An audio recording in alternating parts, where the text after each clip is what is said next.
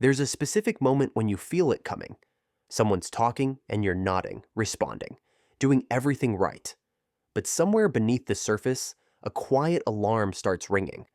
Not panic, not anger, just a rising awareness that you need to leave.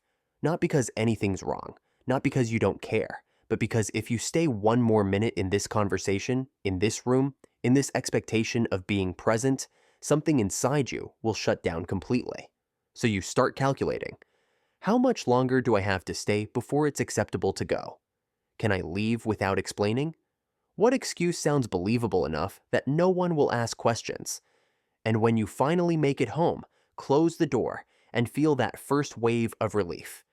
There's also something else. A whisper of guilt. A quiet question. Why am I like this? If you've ever felt that pull towards silence so strongly that it felt like survival, this video is for you. Let's talk about what no one says out loud. You have 17 unread messages. You saw them. You meant to respond. You even typed out replies in your head. But something stopped you. Maybe it was the energy it would take to match their tone. Maybe it was knowing that one response would lead to 3 more messages, and you just don't have it in you right now. So the messages sit there, and every time you see that number climb, there's a small sinking feeling. Not because you don't care about these people, but because you know how it looks. Flaky, distant, unreliable. And here's the part that makes it worse. You feel guilty for needing space from people who've done nothing wrong. They invited you out, and you said maybe, knowing you meant no. They texted to check in, and you left them on read, even though you appreciated it. They wanted to talk, and you couldn't bring yourself to pick up the phone. Not because you dislike them, but because the idea of performing conversation felt unbearable. There's a specific kind of shame that comes with this, because the world tells you that connection is good, that isolation is a red flag, that if you really cared, you'd make the effort. So you start wondering if something's broken in you, if you're selfish, if you're failing at being human. But what if the truth is different? What if the reason you go quiet isn't weakness, but a deeply intelligent response to a world that demands too much, too often, from people who feel too deeply? There's a reason this happens, and it's not a character flaw. Let's start with something researchers call the social battery, a term that's become popular because it captures something real.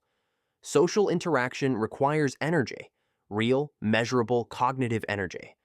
Every conversation you have, every face you read, every tone you interpret, it all draws from a limited reserve. For some people, that reserve is large. They can spend hours in social settings and feel energized by it. For others, the reserve is smaller, not because they're antisocial, but because their nervous system processes social information differently. And here's what matters. The size of your social battery isn't a choice. It's not something you can willpower your way through. It's wired into how your brain handles stimulation. Which brings us to the second concept, sensory gating. Your brain is constantly filtering information. Right now, it's deciding what to pay attention to and what to ignore. The hum of the room, the feeling of your clothes, the distant sound of traffic. Your brain gates most of this out so you can focus. But not everyone's gate works the same way. Some people have what's called a leaky gate. Their brain lets in more information, more sensory input, more emotional nuance, more environmental stimuli. This means they notice things others miss. The shift in someone's tone, the tension in a room, the subtext beneath the words. It makes them perceptive, thoughtful, deeply aware. But it also means they get overwhelmed faster. Because when you're taking in more information than the average person, social situations aren't just tiring, they're overstimulating. Every conversation is layered. Every environment is louder. Every interaction carries more weight. So when you retreat into silence, you're not avoiding life.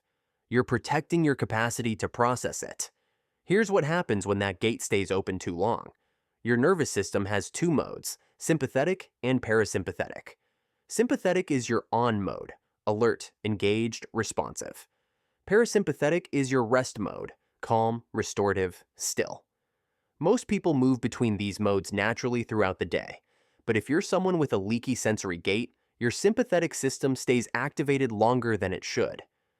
Even in calm environments, your brain is scanning, processing, managing. Which means by the time you've had a full day of interacting, working, texting, being around people, your nervous system isn't just tired, it's stuck in overdrive. And the only way to shift back into rest mode is through silence. Real silence. Not just alone time, but space where you're not expected to respond, perform, or manage anyone else's needs. This is why scrolling your phone doesn't feel like rest, why watching TV with someone still feels like work, why even a kind text can feel like pressure. Because your brain isn't looking for distraction, it's looking for relief from input. And when people who don't experience this ask why you need so much alone time, it's hard to explain. Because to them, being around others is recharging. To you, it's expenditure, not because you don't enjoy people, but because your system processes connection differently. So let's reframe what's actually happening when you go quiet. You're not withdrawing, you're recalibrating. You're not being distant, you're restoring capacity. You're not avoiding people.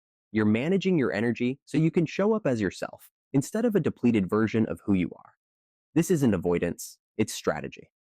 Think about it. If you kept saying yes when you meant no, kept responding when you had nothing left to give, kept pushing through exhaustion to meet everyone else's expectations, you wouldn't become more social. You'd become resentful, burnt out, disconnected from yourself. The quiet people who seem dangerous to the world aren't dangerous because they're cold or uncaring. They're dangerous because they've learned something most people resist, that protecting your energy isn't selfish, it's necessary.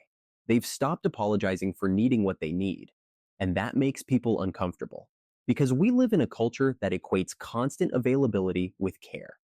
That sees boundaries as rejection. That interprets silence as judgment. But silence isn't judgment, it's preservation. When you choose solitude, you're not saying the world isn't worth engaging with. You're saying you can't engage with it meaningfully when you're running on empty. And that level of self-awareness, that's not a flaw, that's rare. Here's the truth most people won't tell you. You don't owe anyone an explanation for your silence, because your relationship with yourself is the foundation for every other relationship you have. And if you're constantly betraying your own needs to satisfy someone else's expectations, that foundation cracks. The people who truly understand you won't ask you to be different. They won't guilt you for needing space. They won't interpret your quiet as absence. They'll recognize that your silence is part of how you stay whole. And the ones who can't understand that, they're not bad people. They're just wired differently. Their needs don't match yours, and that's okay. But it doesn't mean you have to override your own wiring to accommodate theirs. Because here's what happens when you honor your need for silence. You stop feeling guilty for it. You stop seeing it as something wrong with you. You start recognizing it as an essential part of how you function. And when you come back, when you re-enter the world after recharging, you're not performing connection. You're genuinely present. You have something to offer. You're not just going through the motions. That's the difference between forced interaction and authentic engagement. One drains you, the other sustains you. If you felt seen or know someone who loves to be alone in silence, make sure to click that like button and subscribe for future uploads. Thank you for watching. We'll see you next time.